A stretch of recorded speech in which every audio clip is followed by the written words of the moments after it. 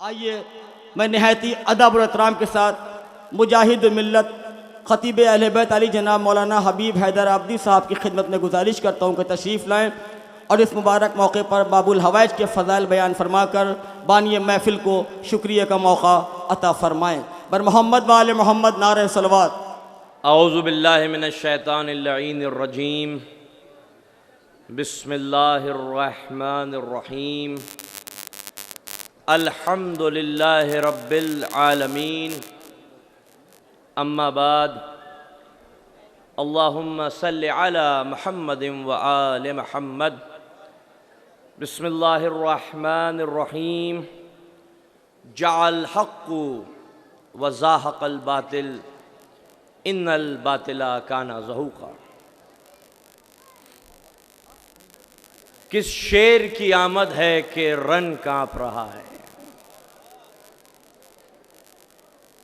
کس شیر کی آمد ہے کہ رن کانپ رہا ہے، رن ایک طرف چرخ کہن کانپ رہا ہے، ہر ایک سلاطین زمن کانپ رہا ہے، رستم کا بدن زیر کفن کانپ رہا ہے، شمشیر بکف دیکھ کے حیدر کے پسر کو جبریل لرزتے ہیں سمیٹے ہوئے پر کو۔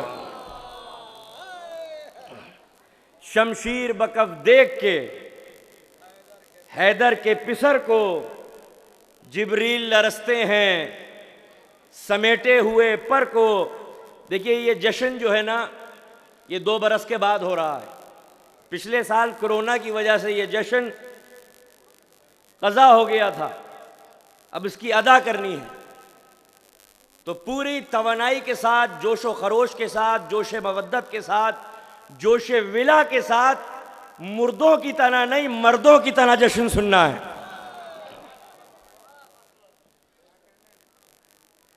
دیکھیے آیت اللہ بہجت ہمارے بہت بڑے عالم تھے، عالم ربانی تھے، عارف باللہ تھے۔ ان سے کسی نے پوچھا کہ تولا پہلے کرنا چاہیے یا تبرہ پہلے کرنا چاہیے؟ تو آیت اللہ بہجت نے فرمایا تھا کہ تبرہ پہلے کرنا چاہیے، تولا بعد میں کرنا چاہیے، اس لیے کیونکہ جب ہم کسی مہمان کو اپنے گھر میں بلاتے ہیں تو صفائی پہلے کرتے ہیں، مہمان کو بعد میں بلاتے ہیں۔ دیکھیے چاہے قرآن ہو یا وارث قرآن ہو، قرآن ہو یا وارث قرآن ہو، اس کی معرفت اور عرفان وہی حاصل کرے گا جس کی ماں نیک ہو اور باپ ایک ہو۔ قرآن کا عرفان وہی حاصل کرے گا، وارث قرآن کا عرفان وہی حاصل کرے گا کہ جس کا ننیال پاک ہو، جس کا ددیال پاک ہو، جس کا شجرہ پاک ہو، جس کے آباء و اجداد پاک ہوں، اور جس کی رگوں میں حلال غذا سے بنا ہوا لہو دوڑ رہا ہو، وہی محمد و آل محمد کو سمجھ سکتا ہے، وہی قرآن کا حقیقی عرفان حاصل کر سکتا ہے۔ جس کی رگوں میں وف کا ناجائز خون دوڑ رہا ہو، اسے کیا معلوم قرآن کی حقیقت کیا ہے؟ قرآن کی حقیقت تو وہی سمجھے گا، وارث قرآن کی حقیقت تو وہی سمجھے گا جس کا شجرہ پاک ہو۔ یہی سبب ہے کہ امام حسین کربلا میں تقریر کر رہے تھے، اپنا تعارف کرا رہے تھے، میں مصداق انما ہوں، میں مصداق حل عطا ہوں، میں مصداق کوثر ہوں، میری ذات وہ ہے جو لعاب دہن رسالت سے بلا فصل سیراب ہوتی رہی ہے۔ مولا اپنا تعارف کراتے رہے لیکن لوگوں کے مزاجوں میں کوئی تبدیلی واقع نہیں ہوئی۔ ایک مرتبہ میرے مولا نے اپنے الفاظ تبدیل کر کے کہا کہ علی کا بیٹا فرزند رسول، زہرا کا لال اور حسن کا بھائی تمہارے سامنے تقریر کر رہا ہے، اور تمہاری طبیعتوں میں کوئی تبدیلی واقع اس لیے نہیں ہو رہی کیونکہ حرام غذائیں تمہارے لہو کے اندر داخل ہو چکی۔ تو جب حرام غذائیں اور اس سے بنا ہوا لہو رگوں میں داخل ہو جائے تو تو نہ محمد و آل محمد سمجھ میں آتے ہیں، نہ نبی کا لایا ہوا قرآن سمجھ میں آتا ہے۔ قرآن رسول کا معجزہ ہے، قرآن میں نہ اضافہ کیا جا سکتا ہے، قرآن کو نہ گھٹایا جا سکتا ہے، قرآن کو نہ بڑھایا جا سکتا ہے۔ اگر ایک حرف بھی اس میں بڑھایا جائے یا کم کیا جائے تو فوراً پتہ چل جاتا ہے کہ قرآن مجید میں تحریف کی گئی ہے۔ یہ پروردگار عالم کا معجزہ ہے۔ اور آج قرآن اس لیے ہے کیونکہ ہم جو بھی کہتے ہیں یا تو وہ نظم ہوتی ہے یا وہ نثر ہوتی ہے، تیسری کلام کی کوئی شکل موجود ہی نہیں ہے۔ جو بھی ہم کہیں گے بولیں گے یا تو وہ شاعری ہوگی یا وہ تقریر ہوگی۔ اللہ کے کلام کا معجزہ یہ ہے کہ نہ وہ نظم ہے نہ وہ نثر ہے۔ اس لیے قرآن مجید نے چیلنج کیا کہ اگر تم یہ سمجھتے ہو کہ یہ کلام غیر اللہ کی طرف سے ہے تو اس کا جواب لے کر آؤ، اس کی ایک آیت لے کر آؤ۔ تم ایک آیت اس لیے نہیں لا سکتے کیونکہ تم جو بھی کلام صادر کرو گے یا تو وہ نظم ہوگا یا وہ نثر ہوگا۔ اللہ کے کلام کا معجزہ یہ ہے کہ نہ وہ نظم ہے نہ نثر ہے۔ جیسے ہی اس میں بشر کا کلام داخل ہوتا ہے، آمیزش ہوتی ہے، پتہ چل جاتا ہے کہ اس میں آمیزش ہوئی ہے، اس میں مداخلت کی گئی ہے، اس میں کوئی بشری چیز شامل کی گئی۔ قرآن مجید کا طرز اسلوب ایسا ہے، قرآن مجید کے الفاظ کی ہم آہنگی ایسی ہے، اس کا تال میل ایسا ہے، اس کی ردم ایسی ہے کہ اگر کوئی بشر کا کلام اس میں داخل کیا جائے، شامل کیا جائے، کم کیا جائے یا زیادہ کیا جائے تو فوراً پتہ چل جاتا ہے۔ آپ کو معلوم ہے جس وقت قرآن مجید عرب کے اندر نازل ہوا تھا، بہت سارے شعراء کرام موجود تھے۔ ایک ایسا شاعر اس وقت موجود تھا جس کا نام لبید تھا، جس کا قصیدہ خانہ کعبہ کی دیوار پر ریشمی کپڑوں کے اوپر سونے کی تاروں سے لکھ کر ٹانگ دیا گیا تھا۔ عربوں نے 7 شاعروں کے کلام تھے جو خانہ کعبہ کی دیواروں پر ٹانگ دیے تھے۔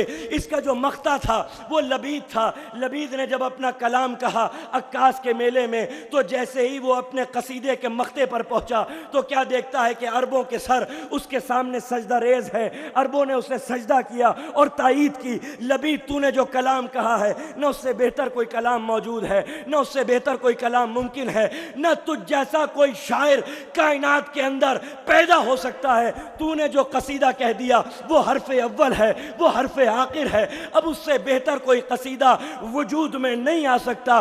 عزیزان ملت، لبید کا قصیدہ ریشمی کپڑوں کے اوپر سونے کی تاروں سے لکھ کر خانہ کعبہ کی دیوار پر ٹانگ دیا گیا۔ عزیزان ملت، پروردگار عالم کو عربوں کے بنائے ہوئے ان عصبیت کے بتوں کو توڑنا تھا تو لب اعجاز مشیت پر زہرا کا قصیدہ جاری ہوا۔ ان آتینک الکوثر فصل لربک وانحر ان شانئک هو الابتر۔ جب یہ قصیدہ نازل ہوا تو علی کو بلا کے رسول نے کہا علی لکھو زہرا کے اس قصیدے کو جا کر سورہ کوثر کو جا کر لبید کے قصیدے کے پہلو میں چسپاں کر دو۔ امیر المومنین نے زہرا کے اس قصیدے کو بوسیدہ کپڑے کے اوپر لکھا اور ریشمی کپڑے کے اوپر لبید کا جو قصیدہ ٹنگا ہوا تھا اسے چسپاں کر دیا۔ ادھر سے لبید کا گزر ہوا جس کا قصیدہ ٹنگا ہوا تھا، جسے عربوں نے سجدہ کیا تھا۔ لبید کے بڑھتے ہوئے قدم رک گئے جب لبید کی نظر سورہ کوثر پہ پڑی۔ لبید پڑھتا ہے انا آتینک الکوثر فصل لربک وانحر ان شانئک هو الابتر۔ جیسے ہی سورہ کوثر لبید نے پڑھا بے اختیار کہتا ہے لا الہ الا اللہ محمد الرسول اللہ۔ یہ بشر کا کلام نہیں، یہ خالق بشر کا کلام۔ نعرہ حیدری، حیدری، نعرہ صلوات۔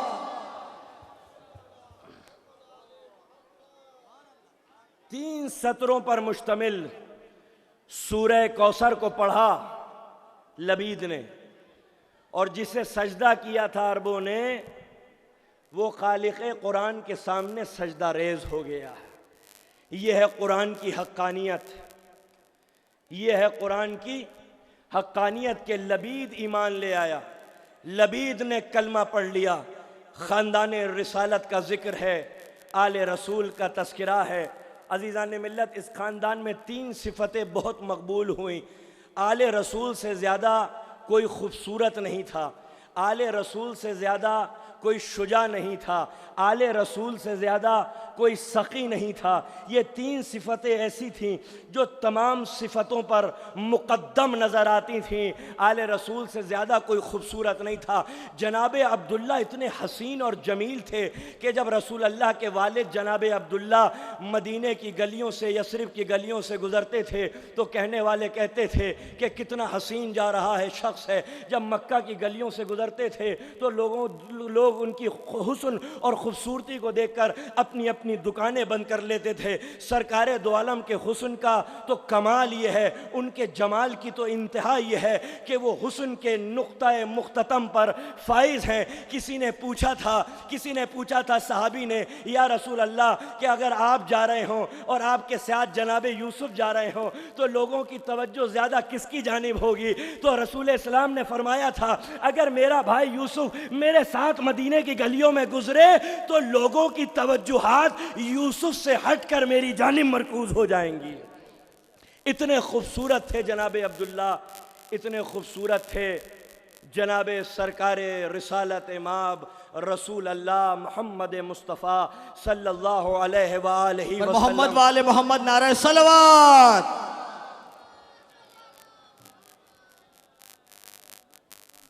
ایک بچی ہے 5 سال کی انم، اس کا نام ہے، یہ بچی کھو گئی ہے۔ آپ حضرات سے گزارش ہے کہ یہ بچی اگر کسی کو ملے جس کا نام انم ہے تو برائے مہربانی اس بچی کو اسٹیج پر لانے کی زحمت فرمائے۔ تو جناب عبداللہ کا حسن کا کوئی جواب نہیں تھا، جناب رسالت امام کا حسن کا کوئی جواب نہیں تھا۔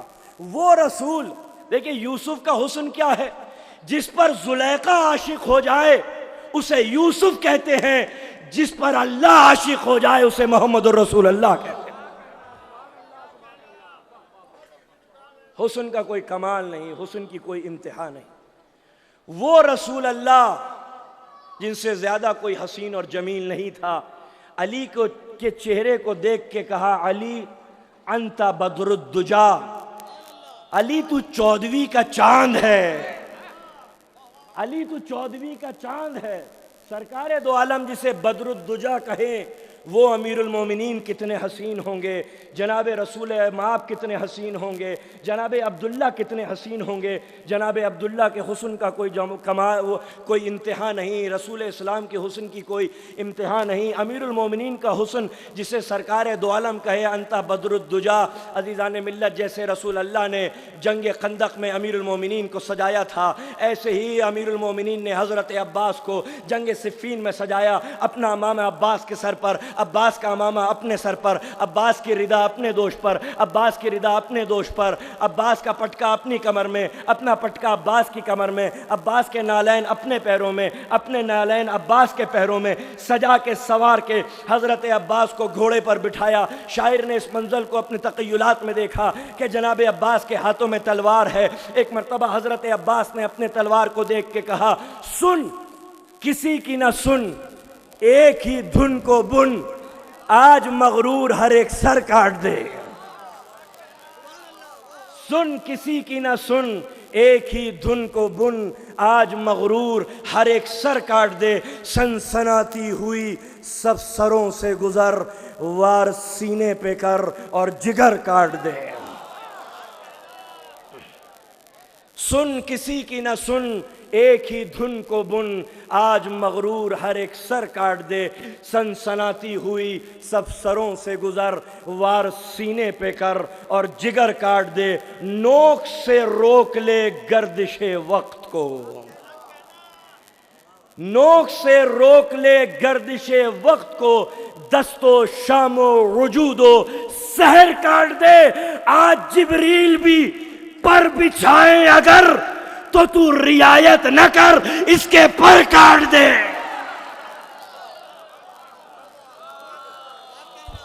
نعرہ حیدری، حیدری، نعرہ صلوات۔